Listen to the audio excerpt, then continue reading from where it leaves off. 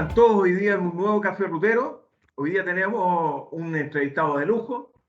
Vamos a leer un poco, digamos, su currículum, que es bastante extenso, la verdad, pero vamos a hacer un pequeño resumen de Luis Asensio, que va a ser nuestro entrevistado. Él es PH en Ciencia e Ingeniería, Universidad de los Andes, especialista en Política y Planificación de Transporte, Universidad Nacional San Martín, Argentina, máster en Ciencia y Gestión de Operaciones, Universidad de Chile, ingeniero civil industrial de la Pontificia Universidad Católica de Valparaíso.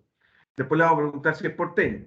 Investigador, profesor, consultor independiente, 22 años de experiencia en consultoría, colaborando a nivel nacional en empresas portuarias de Valparaíso, San Antonio, Arica, a nivel internacional empresas consultoras en España, Colombia, Argentina y Chile, Banco de Desarrollo, institución, el Banco Mundial, etcétera, CELA, CEPAL. Bueno, un currículo en texto. Vamos a hablar con una persona que sabe de logística, que entiende este mundo y esta actividad, digamos, marítimo-portuaria. Luis Asensio, bienvenido a este Café Rutero. Hola Juan, ¿qué tal? ¿Cómo están todos? Muchas gracias por la invitación al café y encantado de poder conversar contigo hoy día. Me parece excelente. Primero que nada, tú eres porteño, a juzgar por el cuadro que tú tienes a tu espalda. Por supuesto, mi carnet dice nacido en El Puerto, ¿ah? El carnet dice atrás. Viví un tiempo en Valparaíso, estudié en Valparaíso, tengo mi corazón dividido entre Viña del Mar y Valparaíso. Digamos, por circunstancias de la vida ahora estoy viviendo en Santiago, pero permanentemente estoy en la región de mis amores. Y soy wanderino también, así que herencia de mi padre que jugó en el Wander. Mi padre es justamente de Cerro Mesilla, al lado de Playa Ancha. eh, Pasó jornadas futbolísticas ahí en Alejo Barrios. Así que nada, pues Valparaíso siempre en el corazón. Gran recuerdo, Luis, entonces, porque el Alejo Barrio, Wander, etcétera. ¿Ah? Y esto de ser porteño también, ¿ah? Como que a uno lo sella un poco, ¿ah? Porque querer la ciudad es algo importantísimo hoy día. Luis, bueno, para entrar en materia, en el fondo, vamos a hablar un poco de lo global a lo particular. Y la idea es ver cuál ha sido tu diagnóstico respecto al mundo logístico portuario después de la pandemia. Bueno, como todos sabemos que la pandemia dejó expuestas a muchas industrias, ¿no? Sobre todo a las industrias globalizadas, un impacto muy concreto en las operaciones, en lo que son las inversiones, la movilidad, digamos, global que tiene esta industria en particular. Estamos hablando de personal marítimo, ¿cierto? Que se tiene que mover por todo el mundo, personal portuario, digamos, y logístico trabajando, muchos de ellos 24/7, y todo lo que fue pandemia, como te digo y como todos sabemos, digamos, afectó el campo laboral, digamos, de manera inmediata, ¿no? Trabó muchas cosas eh, en circunstancias, digamos, en un contexto globalizado, como indicaba, y particularmente la logística y el comercio exterior, que es el tema que nos convoca, ¿cierto? La logística portuaria y el comercio exterior se vio muy afectado. Y otro aspecto interesante es que también deja expuesto un poco la estructura general de esta industria, ¿ya?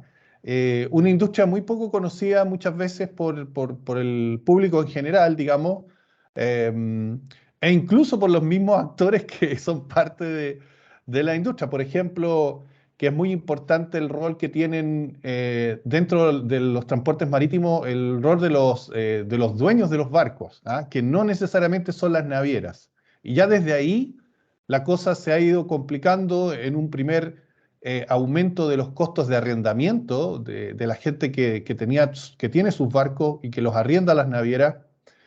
Eso generó un pic, digamos, muy fuerte en la estructura de costo de las navieras que las hizo reaccionar, como ya todos sabemos, ¿no?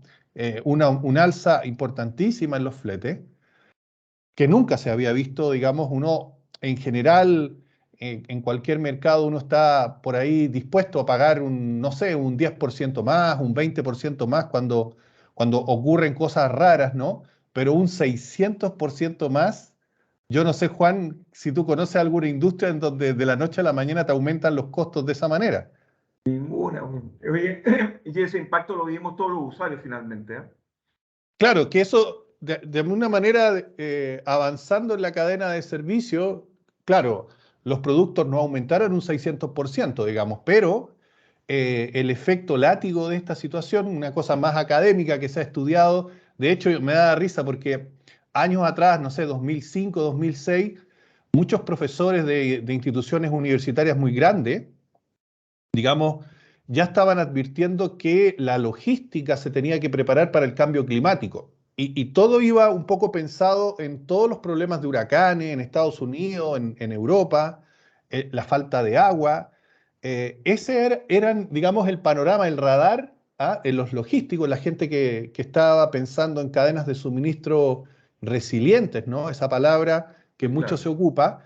Y muchas grandes corporaciones, muy interesante esto, ya estaban trabajando con grandes centros académicos como MIT o otros europeos. Estoy hablando de Coca-Cola, Pepsi, digamos, Procter Gamble, globales, que ya en esa época, el 2015, 2016, ya estaban diseñando una estrategia de resiliencia y lo estaban tratando de incorporar al día a día de sus operaciones, de sus ejecutivos, de sus operarios, y ya había comenzado una cultura de anticiparse a grandes problemas de cortes de suministro, alzas de demanda, todo lo que, digamos, de manera sistémica lo vivieron todas las industrias, digamos, prácticamente ninguna se salvó. Y claro, el 0,01% de las empresas globales estaba preparada y el resto no estaba preparada. o sea, lo que tú Entonces, estás diciendo, Luis, en el fondo es, esto va a quedar.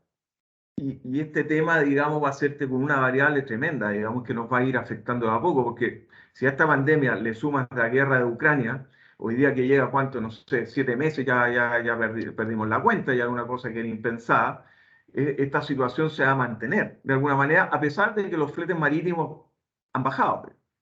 claro, o sea, bajaron dentro de esta estructura, yo monitoreo permanentemente distintos índices, digamos, por mi profesión, digamos, tengo que estar constantemente al tanto de lo que está pasando a nivel global y claro, ha habido una baja importante de un 40%, digamos, de esa estructura que llegó a sus peak, digamos, Sí. sobre los $10.000 en algunos casos, en algunas rutas, ¿no?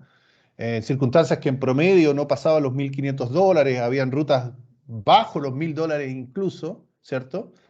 Ahora ya estamos en los 6.000, ¿ah? En los 6.000, 6.500, sigue Exacto.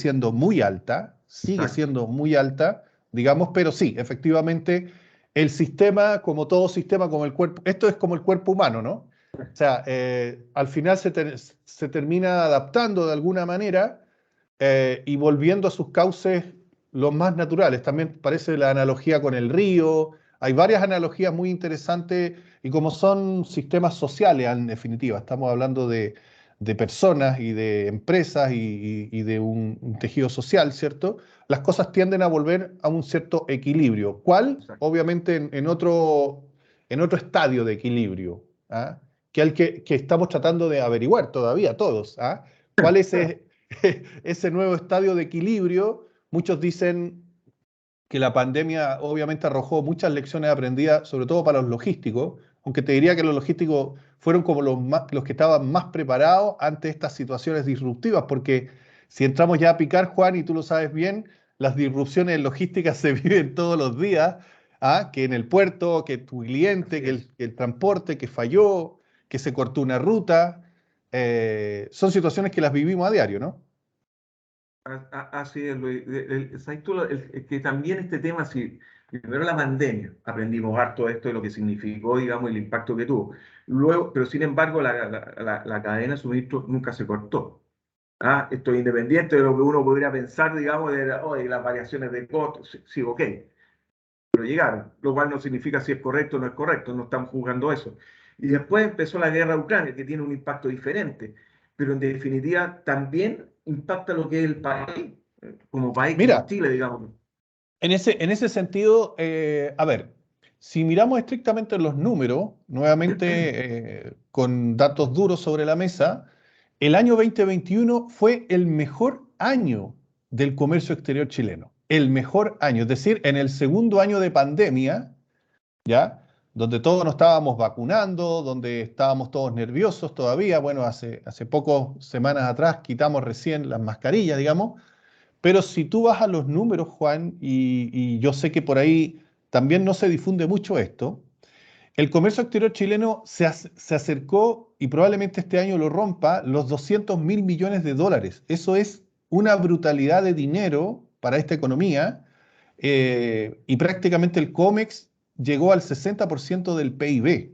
O sea, aquí nos deja dos grandes enseñanzas estos números. La primera es, obviamente, la gran importancia que tiene el comercio exterior y todo lo que eso significa en términos de cadena de valor, de servicios, etcétera, porque esos 200.000 millones se traducen tranquilamente en unos 10.000, 12.000 millones de dólares de servicios a nivel país.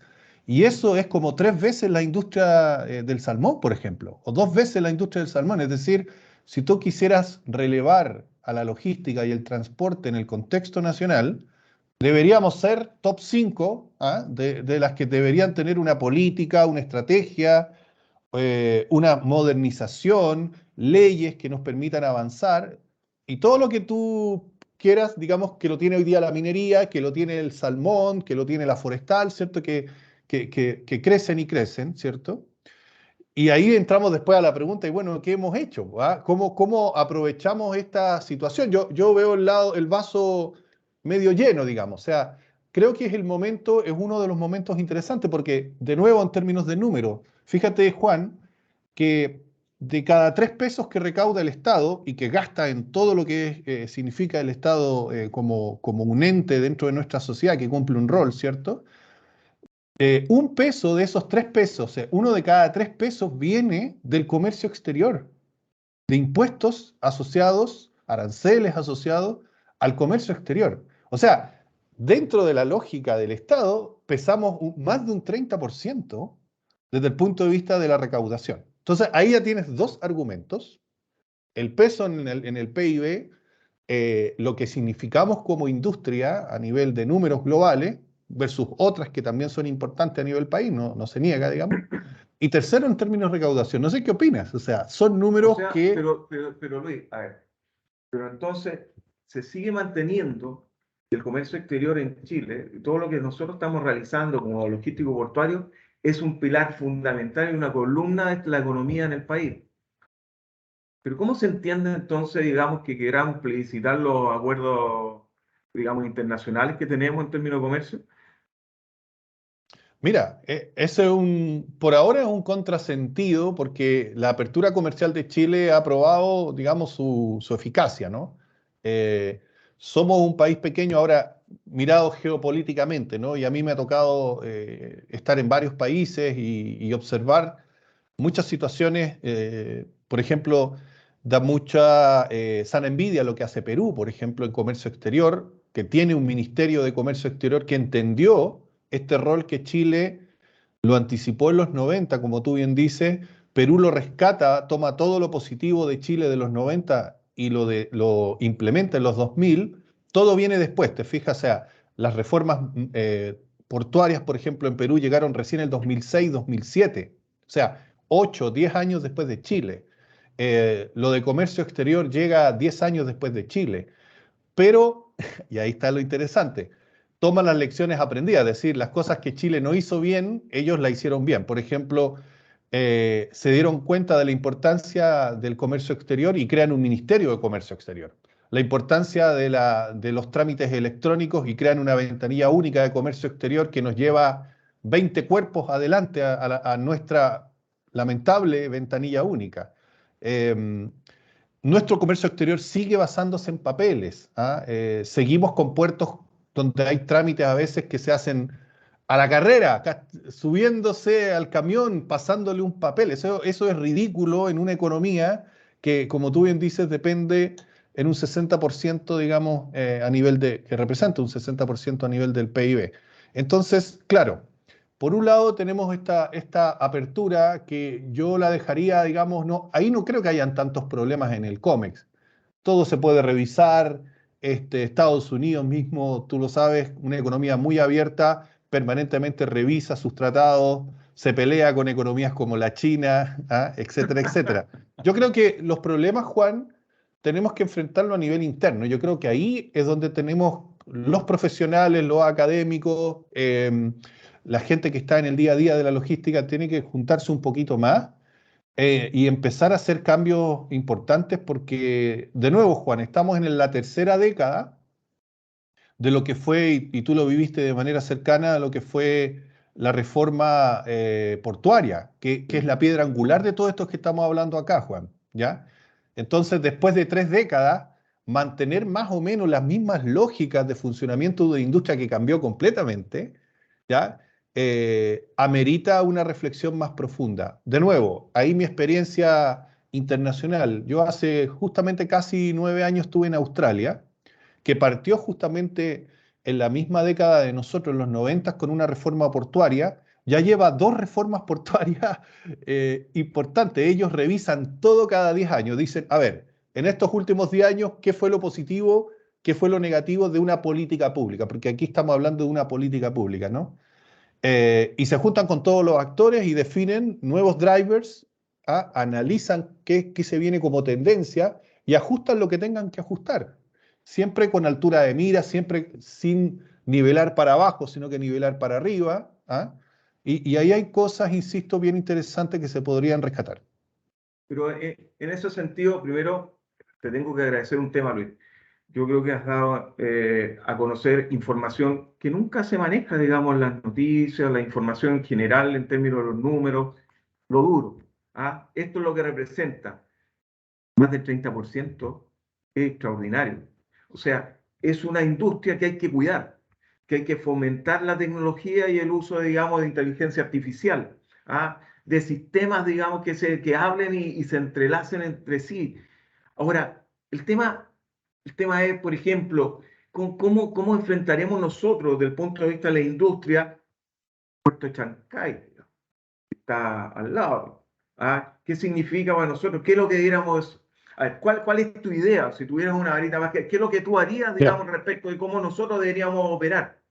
de nuevo, no hay que reinventar la rueda porque este ejercicio, Juan, el 2015, la industria se juntó, ¿ya? Hubo un momento de lucidez, yo diría, el 2015,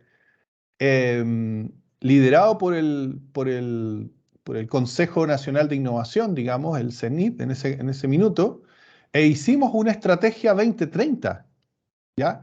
Entonces, la industria lo hizo, pensó en sus debilidades, en su fortaleza, y planteó una estrategia que barría con varios puntos que yo considero fundamentales dentro de una estructura de modernización, digamos, que tampoco es nada nuevo, digamos. Por ejemplo, lo que tú planteas de Chancay tiene básicamente que ver con cómo vamos a enfrentar las infraestructuras portuarias en los próximos 50 años. ¿Ya? Volviendo a nuestro Valparaíso, tenemos un molo de abrigo que va a cumplir 100 años, ¿ya? Y construimos eso con plata de la época, con tecnología de la época, y ahora nos sentimos como muy abrumados porque tenemos que construir otro molo de abrigo, no sé, pues en San Antonio, por ejemplo. Y la pensamos. Digamos, no hay que pensarlo mucho. Si la infraestructura hay que construirla, hay que hacerla ordenadamente, ¿ya? Pero eso te da cuenta un poco de una mirada estratégica sobre el tema. Yo creo que ahí, en ese documento, que es otra información que no muchos manejan, que yo no sé por qué el Ministerio de Transporte se pone un poco colorado cuando tiene que decirlo, pero ahí están las bases de todo lo que más o menos, Juan, estamos conversando acá. Es decir, la postura chilena en términos de infraestructura portuaria, cuál va a ser, digamos, la dinámica de las infraestructuras, que es todo un tema, ¿ya? Los conceptos de gobernanza logística que han probado ser instrumentos muy, muy interesantes, pero que hay que darle mucha más potencia, más musculatura en los puertos chilenos para efectos de, por ejemplo, avanzar mucho más rápido en lo que son las reglas operativas de los puertos, la logística de fiscalización. Yo siento, Juan, por ejemplo, que en logística de fiscalización estamos en el siglo eh, estamos funcionando con una lógica de hace 2 siglos. No tenemos, digamos, una fluidez en la inspección de carga, no tenemos funcionarios que entiendan de logística. A mí me daba pena, hace muy poco conversaba con funcionarios aduaneros y el tipo nos decía, no me hablen de logística, yo no sé nada de logística, yo nunca voy a entender la logística, yo tengo que aplicar la ley. Oye, pero si tú eres un eslabón, digamos, fundamental de lo que son la cadena de servicio, no me puedes responder eso o pensar eso. Entonces, ahí claramente tenemos un problema estructural que hay tiene que abordarse de manera seria, ¿ya? Y por eso un Ministerio de Transporte que por ahí no le dedica todo lo suficiente a cargas y mucho más a pasajeros, nos deja en desventaja frente de nuevo al caso peruano, ¿no? O sea, tú miras los dos ministerios en Perú, el Ministerio de Comercio Exterior y el Ministerio de Transporte, y el Ministerio de Transporte está trabajando, ya lleva varias eh, eh, digamos, cada 5 años más o menos, elabora la estrategia logística, ¿ah? Ni siquiera la de puertos, sino que la de logística. Ahora está terminando la actualización que me tocó participar en una partecita como consultor internacional. Y por ejemplo, ahí se analizan las necesidades logísticas de todos los clústeres de cargas del Perú, ¿ya? De norte a sur, digamos, cuáles son los desafíos logísticos, no sé, pues de las papayas, de las papas, de los berries, de los limones, ¿ah? Tú dime, Juan, ¿dónde hay un documento así en Chile? ¿Ah? Que la gente de ASOEX trabaje con nosotros, que la gente de ASOEX es muy buena onda y podemos hacer muchas cosas con ellos, pero de nuevo no los estamos invitando a participar mucho de esta mirada logística. Te vuelvo a insistir y con sana envidia veo que hay cosas que al final del día hemos hecho, las hemos planteado, pero no hemos tenido la fuerza suficiente como actores locales para poder desarrollarla. Pero ¿sabes lo que siento, Luis? Yo podría estar de acuerdo en la mayoría de las cosas que tú planteas, digamos, pero tú eres un estudioso del tema. Sin embargo, yo siento que también la academia está como media apartada, digamos, en su vinculación con el medio. Entonces, en ese sentido, yo creo que ustedes han hecho un esfuerzo. Tú en tu representación con la Universidad de los Andes, Rosa González, que, digamos, que están inmersos en este tema, digamos, la Universidad Católica Paraíso, por otro lado, digamos, también han hecho intentos por esfuerzos grandotes por sumarse a esta industria. Son súper importantes en términos de las presentaciones, los seminarios, la información, los foros logísticos, de lo que estamos conversando. Porque la verdad que esto lo que hace en el fondo es decir, que estamos en una industria que es importante, que hay que ponerse pantalones largos y hay que empezar a actuar, digamos, de aquí a un largo plazo, un mediano plazo, ya empezar a actuar, porque si no nos vamos a quedar abajo. Porque te digo yo, por ejemplo, hoy día se sabe, y se sabe hace como 5 años atrás, digamos, la falta de conductores en el transporte de carga, digamos, terrestre. ¿Cómo lo abordamos? Todavía no lo abordamos. ¿Cómo lo solucionamos? Debería ser, claro, debería ser dentro de esto. Mira, uno siempre en logística o en estrategia en general, tú tienes que tener el plan de largo plazo, el de mediano y el de corto plazo. Bueno, no tenemos ninguno, lamentablemente, teniendo ese documento interesante que te decía del 2015, lamentablemente todos nosotros, sobre todo tú, que eres un actor súper importante, tu empresa y todo lo que hace el mundo rutero, eh, deberían estar muy claramente insertos en la dinámica de esta estrategia de tres plazos, digámoslo así. Bueno, no tenemos ninguno. Si lo tuviéramos, si lo tuviéramos, si hiciéramos bien las cosas desde la política pública y junto con los actores privados, porque no hay política pública sin la presencia de los privados, está claro eso, ¿ya? Si tuviéramos esa estrategia y si tuviéramos el pipeline de corto plazo, es decir, qué hacer en el corto plazo, coincido contigo, miré el dato de la tercera hace 2 años atrás, del 2021, el año pasado, déficit de 12.000 camioneros, 12.000 camioneros, ¿va? Digamos, expuesto por los gremios del transporte. ¿Y qué, digamos, qué se está haciendo? Tu pregunta, digamos. ¿Dónde estamos planteando, digamos, una estrategia de corto plazo que nos permita, no sé, minimizar esa brecha en los próximos 5 años? ¿Dónde está la homologación de las licencias con conductores extranjeros, por ejemplo, que pudiese ser una línea, una válvula rápida, digamos?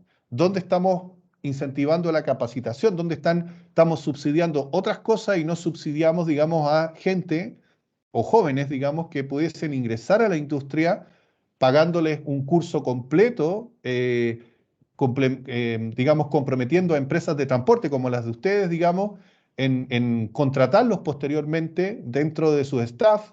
¿Dónde está ese incentivo dirigido por parte de la política pública? Yo no lo veo al menos. Yo sé que hay iniciativas, un poquito aislada, pero yo no lo veo. Entonces, ¿qué está pasando? Es que no tenemos este plan, no tenemos estas dinámicas de corto, mediano y largo plazo, y volviendo a la dinámica o a la lógica que tú planteabas de las universidades, claro, eh, nos cuesta a nosotros como universidades salir a trabajar con la industria porque también, primero, no vemos una política pública. O sea, ¿cómo tú a tu rector le dices, oye, mira, me están invitando a participar aquí en Valparaíso porque están creando un clúster o están analizando estas cosas? Porque no hay nadie que te esté convocando y tu rector dice, no, vaya a hacer clases, señor, mejor y manténgase en esa línea y no investigue o no trabaje. Entonces quedan iniciativas aisladas por parte de los profesores, por parte de algunas escuelas, muy aisladamente, en circunstancias que yo voy a Europa y vamos de nuevo a hacer siempre hacemos un poquito benchmark.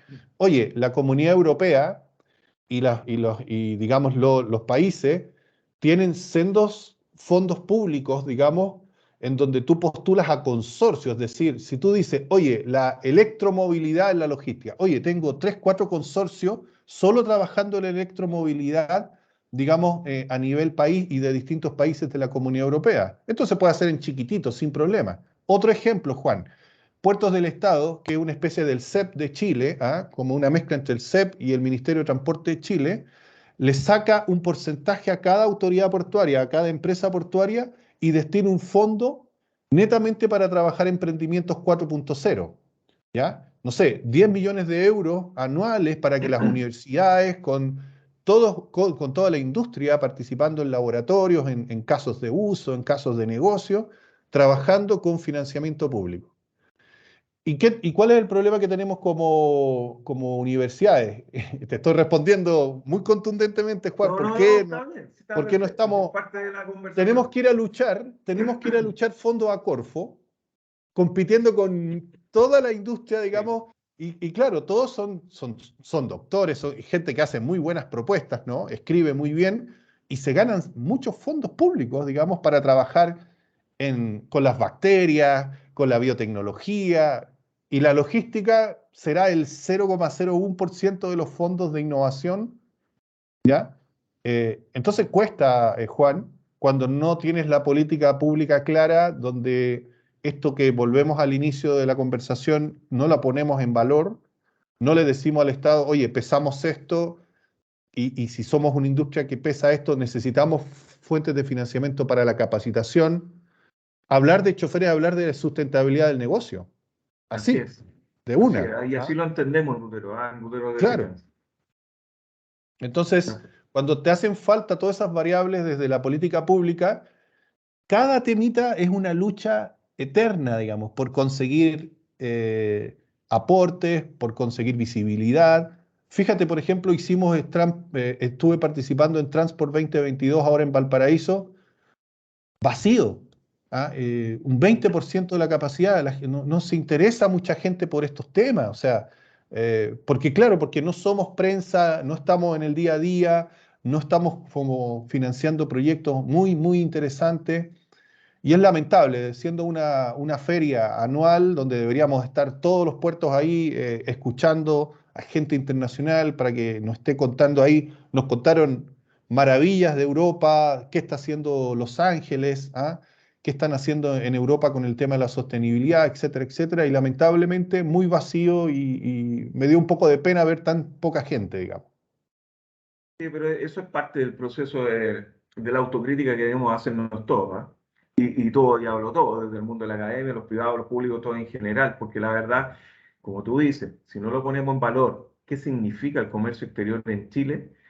Poco y nada, digamos, se puede hacer, digamos. Entonces, lo que debemos hacer es justamente eso, es difundir cuáles son los beneficios de lo que significa, digamos, el mundo logístico portuario en general, cómo todo esto beneficia a la gente, en definitiva, al usuario, a la persona que anda en la calle, el que ve un camión pasar y no sabe qué es lo que hay detrás de eso, digamos, para poder mover un camión o mover una nave, el que está mirando el puerto, digamos, o qué significan estos tarritos, digamos, llamados contenedores, que trasladan, porque si no lo difundimos, no culturizamos, entre comillas, digamos, en este tema, la ciudadanía no se va a enterar.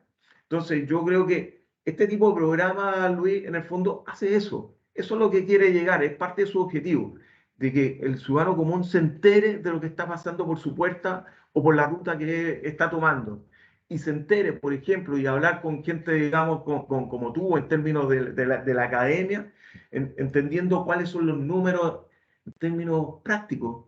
O sea, ¿para qué? Para tomar acción, para poder desarrollar un país, para que una ciudad se desarrolle, se genere este tema de ciudad-puerto como concepto, pero ya como un concepto mucho más profundo, digamos, respecto de no solo con titulares, sino tomando acción. Sí. Mira, tú diste un punto interesante el concepto de ciudad-puerto. Se vive en el conflicto ciudad-puerto. Lamentablemente no es un concepto armonioso en Chile. Se le debe dar más importancia justamente de nuevo, a plantearle a la ciudadanía que vive cerca de los puertos cuál es el valor agregado de los puertos. Los puertos ni siquiera han podido transmitir eso, bien frente a la ciudadanía. Muchas ciudades tienen una serie de conflictos todavía con el puerto, con los transportistas, incluso con las zonas de desarrollo logístico, digamos, eh, y al contrario, digamos, es fuente de riqueza, es fuente de trabajos de buena calidad, digamos, bien remunerados, y en ese punto, de nuevo por faltas de política en esa línea, me tocó en algún minuto de mi dinámica profesional, avanzar justamente en un consorcio global que trabaja estos temas de ciudades, puertos y en Latinoamérica en general falta mucho todavía también en esa dimensión, digamos. Entonces estamos en permanente conflicto, insisto, en circunstancias que deberían ser un win-win, ¿no? Un ganar-ganar entre lo que es la industria, lo que son el rol que tienen las ciudades, puertos en la economía, en el territorio, digamos, y ahí también hay mucho que hacer. Y yo creo que lo otro, y volviendo de nuevo a un segmento de la industria que es el transporte por carretera, ¿ya? Em, Creo que países que anticiparon algunos problemas en esta industria, que es compleja, no podemos negar que no es algo muy sencillo de domar, desde el punto de vista de los gremios, de los empresarios, de los mismos partícipes, como los choferes. Ni hablar todo lo que está sucediendo en la zona sur del país, donde los principales afectados han sido justamente el transporte por Sí. carretera, la quema de camiones, etcétera, etcétera, la seguridad, incluso la muerte de algunos colegas choferes en las rutas, digamos, es dramático y es lamentable, digamos, ¿ya?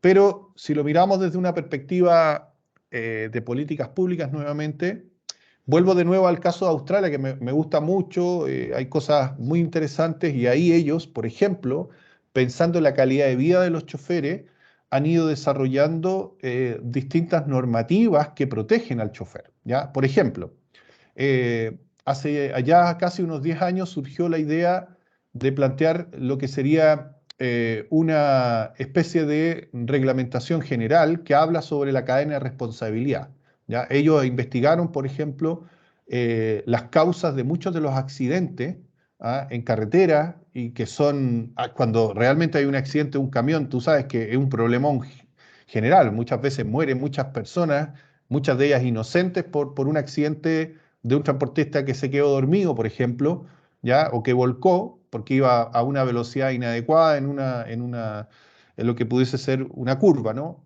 Generalmente. Entonces ellos investigaron las causas, ¿ya? De esos accidentes y llegaron a la conclusión, por ejemplo, que cuando se presiona al chofer o a la empresa de transporte o se le deja esperando mucho tiempo, ¿ya? O se le presiona por el cumplimiento de ciertas métricas logísticas, ocurren los accidentes. No es la principal causa, digamos, pero ahí se dieron cuenta de un elemento que significa respetar los tiempos del transportista. Por ejemplo, el respetar, para mí, me sigue no cuadrando para nada que un transportista pierda 3, 4 horas esperando en un puerto, ¿ya? O de alguna manera sea no atendido lo suficientemente bien en un generador de carga, ¿ya? Entonces, las dos puntas donde está expuesto el transportista a estos problemas, digamos, en países como Australia se ha reglamentado a tal extremo de generar una ley que se llama de responsabilidad o de cadena de responsabilidad, porque al final es justamente quién es responsable, digamos, de todo el servicio, no es 100% el transportista. Entonces, ese concepto de cadena de responsabilidad pegó muy fuerte en los puertos, y los puertos principales, como principales generadores de carga, digamos, entre comillas, ¿cierto? Se pusieron a tono y están trabajando muy fuertemente porque los tiempos de espera de los transportistas sean los mínimos. O sea, ni siquiera medido en horas. Ellos ya están, el estándar de un puerto son minutos, ya no son horas. Y creo que es un tema. Pero Luis, sí, podemos estar de acuerdo, pero primero hay que subsanar lo base. Hoy día. Hoy día no hay conductores, hay que trabajar en una política respecto de cómo podemos fomentar ese tema, o quizás hasta a nivel técnico profesional, anda a saber tú, digamos, hay que saber varias ideas respecto a ese tema y hacerlo integral, porque hay que formar a una persona. Bueno, tú sabes que nosotros cuando trabajamos ruteros desde el punto de vista de la prevención, en términos de seguridad vial, y hoy día hemos tenido que incorporar todo este tema del security, digamos, porque ha sido importante por todo lo que tú mencionas, porque con estrés nadie puede trabajar bien, pues, digamos. Si un tipo se le da un conductor que se levanta a las 4 o 5 de la mañana para poder ir a cargar o dejar una carga, digamos, a un cliente o al puerto a esperar, etcétera, ¿ah? Y más encima tiene que pasar por la zona sur con el Es estrés muy de que mañana sacrificado. te dicen te incendian el camión, te vale, cualquier cosa, que nadie puede trabajar de esa manera. Entonces, hay temas que hay que trabajar, digamos, en términos de la base, por lo menos, para poder pensar después cómo reglamentamos este tema. Entonces, se hace a veces difícil esta situación, ¿ah? Y es complejo. Nosotros hemos trabajado casi por 7 años con los conductores de los transportistas, algo sabemos y entendemos, pues, digamos, cuál pueden ser sus necesidades y sus dolores en este tema. ¿Ah? Pero hay que trabajar a nivel de público-privado y hay que trabajarlo de una muy buena forma. Pero aparentemente después de toda esta conversación ya llevo anotado hartas cosas ya de todo de lo que has dicho, tenemos harta tarea para la casa, para poder Sí, trabajarlo en conjunto. ahí te planteo de nuevo otra dimensión del mismo mundo, el mismo ecosistema del transporte por carretera.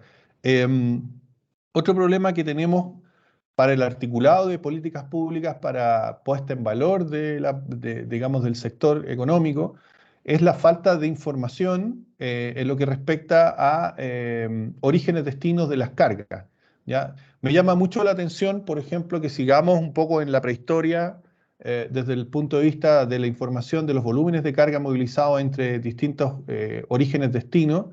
Ah, se tiene que hacer un gran esfuerzo para levantar esa información, y es muy útil para las políticas públicas. Por ejemplo, es muy útil para justificar ampliación de carretera, es muy útil para poder tener una política dirigida de peajes más dosificado, para incluso justificar expansiones portuarias, ¿ya? Y yo como consultor lo veo, digamos, cuando quiero conseguir información, algo se ha hecho, algo se ha avanzado con el observatorio logístico, ¿no? de datos, em, pero nos falta una estructura mucho más natural de la toma de datos, ¿ya? O sea, hoy día, por ejemplo, las facturas que hacen las pymes, una compañía pequeñita, se hace electrónicamente, y al segundo Servicio de Impuestos Internos tiene la facturación diaria que se está ocurriendo en cada sector económico del país, al segundo, al minuto, ¿ya? ¿Y por qué digo esto? Porque países que han implementado cosas como el manifiesto electrónico de carga terrestre, como Colombia, que no te estoy hablando de Australia, sino que te estoy llevando a un país mucho más parecido al nuestro, que les tomó tiempo, porque toma tiempo ese tema, pero ya llevan 10 años trabajando en eso, y hoy día la información, yo te diría que es el país que más rica información tiene en la lógica de datos del transporte por carretera, y ayuda bastante. Ahí, bueno, hay temas más sensibles que tienen que ver con la parte comercial, con la parte de flete, que también es un tema que nos impacta, Juan. Tú me preguntabas cuáles son los impactos.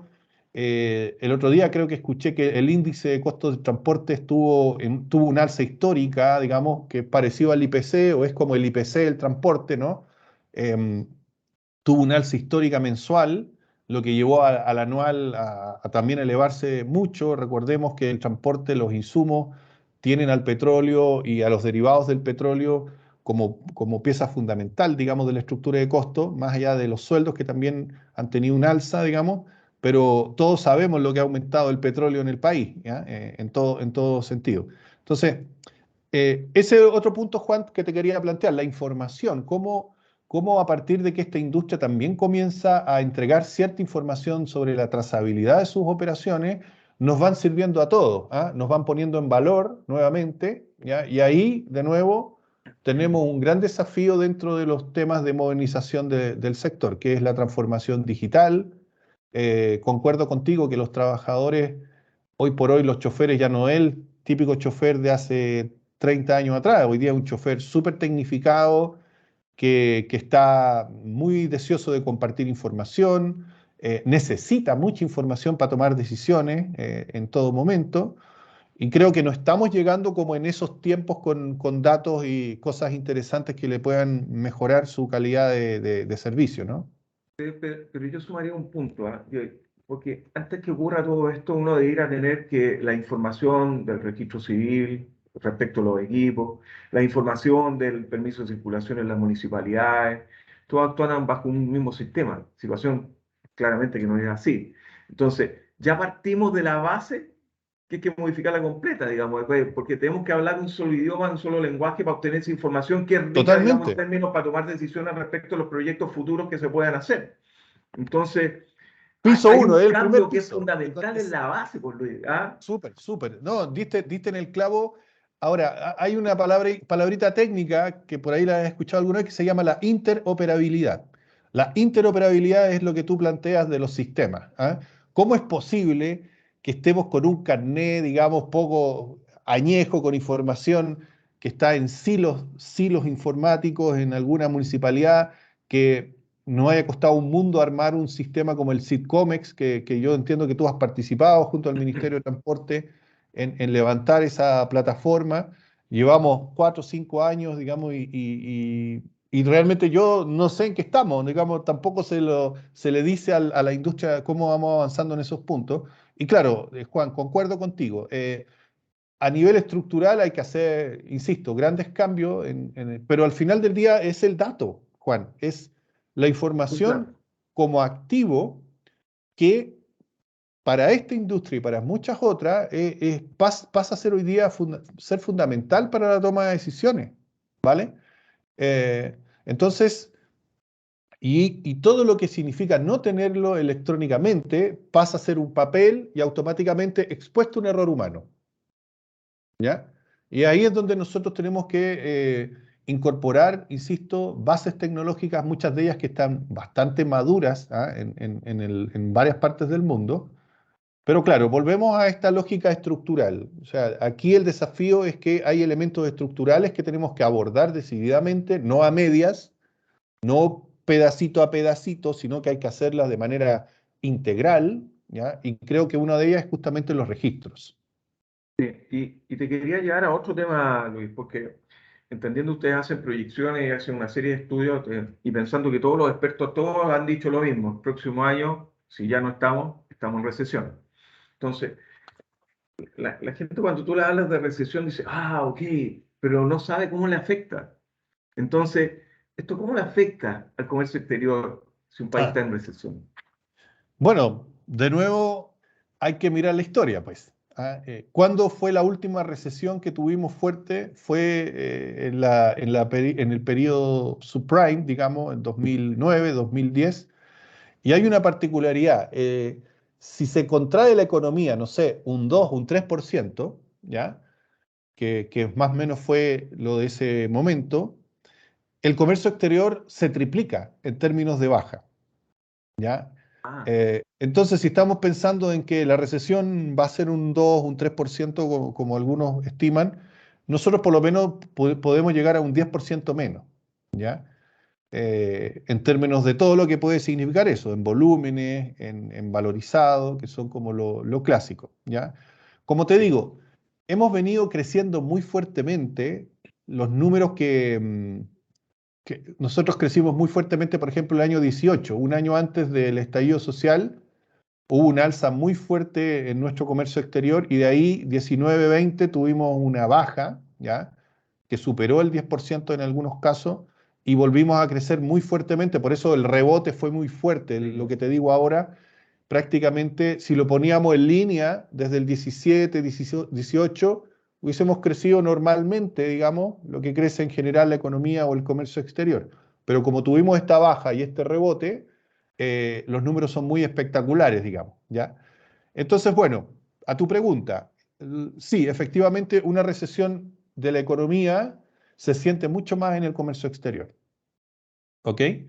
Em, Ahora, hemos, como sabemos, hemos sido muy resilientes en los últimos 20 años a alzas y bajas en los volúmenes.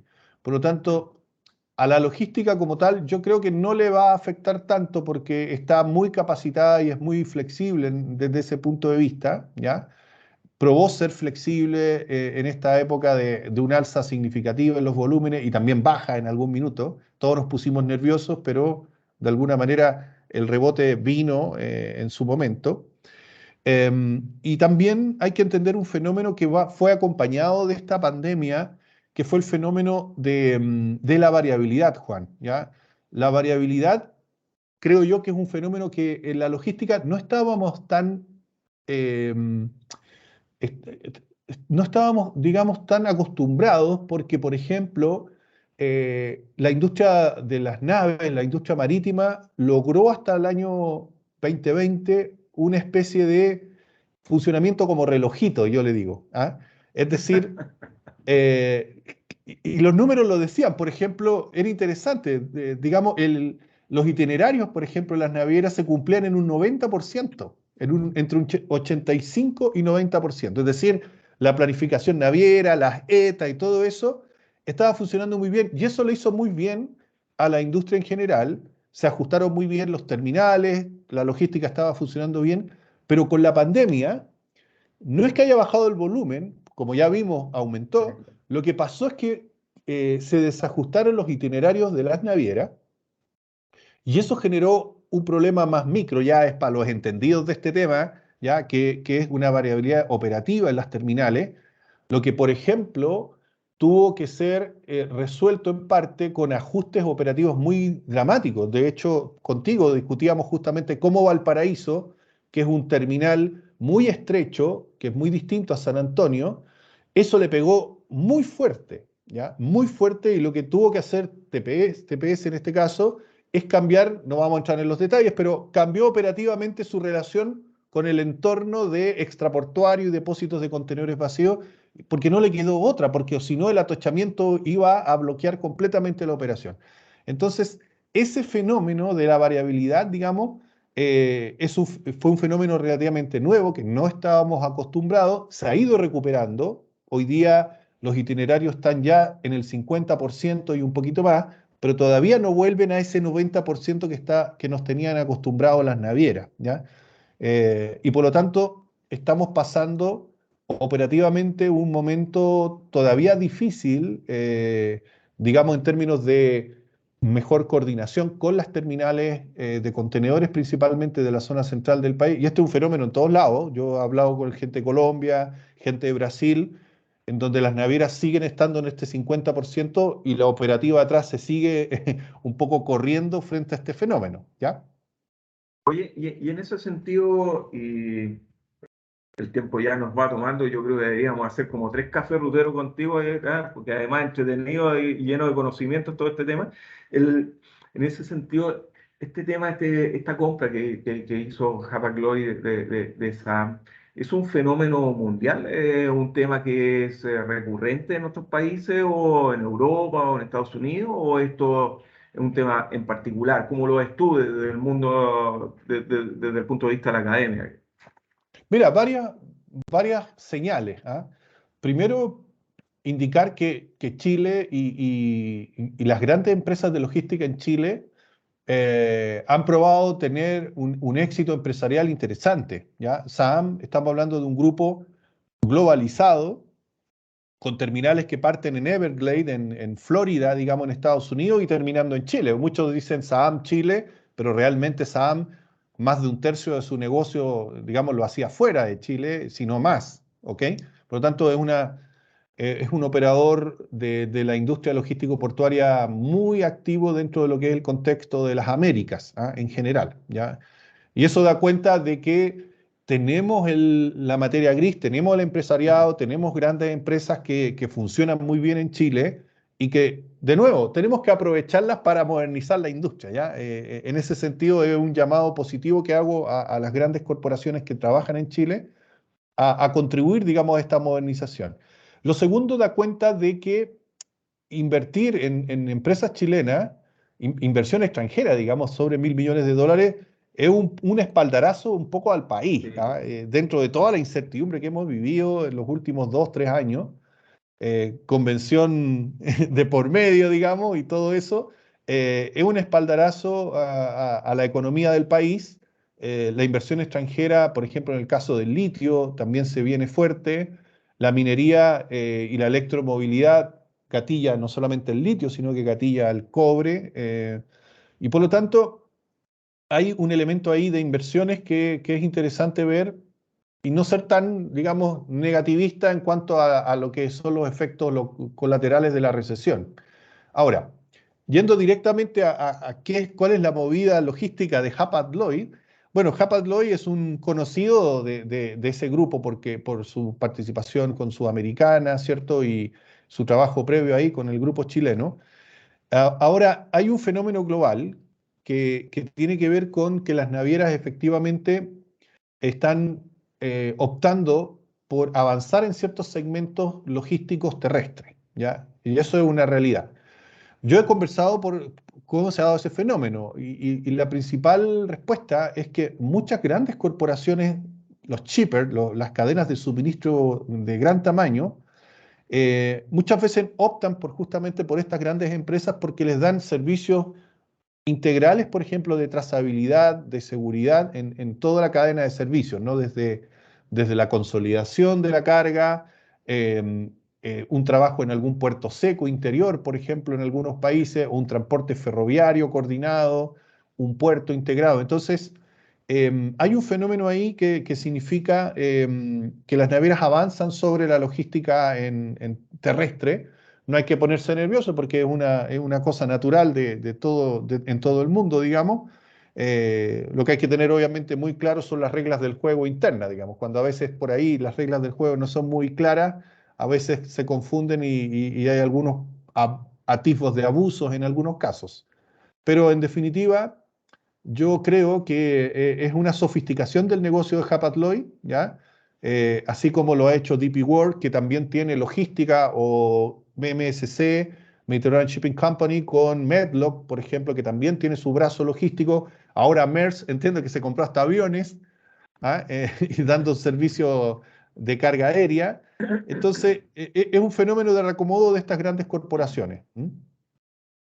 Luis, para terminar primero, te debo agradecer. La verdad que esta conversación ha sido muy grata, muy fluida y con bastante información, con bastante datos que yo creo que debería ser parte ya de algún curso de comercio exterior, para poder entregarlo y revisarlo. Yo te agradezco muchísimo, Luis. No sé si tú quieres decir últimas palabras de cierre, digamos, de esta conversación en Café Rutero. No, mi compromiso con la logística, con todos los subsectores que eso significa, el transporte por carretera, he visto cosas aéreas, de puertos, que también es mi pasión. Mi compromiso va más allá, digamos, de algún rédito económico, ¿ya? Yo siempre estoy disponible, tú lo acabas de decir, he hecho múltiples capacitaciones. El año pasado hicimos una muy interesante con 4 comunidades portuarias totalmente gratuitas para ellas en términos de lo que es, por ejemplo, la administración de una cadena logística portuaria, que es mi centro de atención y de estudio y donde podemos transmitir mucha experiencia, muchas lecciones aprendidas y varios tips para los que ahí están operando. Y siempre disponible en donde me convoquen, digamos. Yo realmente estoy disponible siempre, tanto a nivel gremial como a nivel de políticas públicas y a nivel de investigación específica. Así que encantado de poder conversar contigo, Juan, de esta invitación. Si me quieres invitar nuevamente, si no te di mucha lata o aburrí mucho, estoy disponible para otro café contigo y con tu gente. Muy agradecido, Luis Asensio, Universidad de los Andes. Muchas gracias.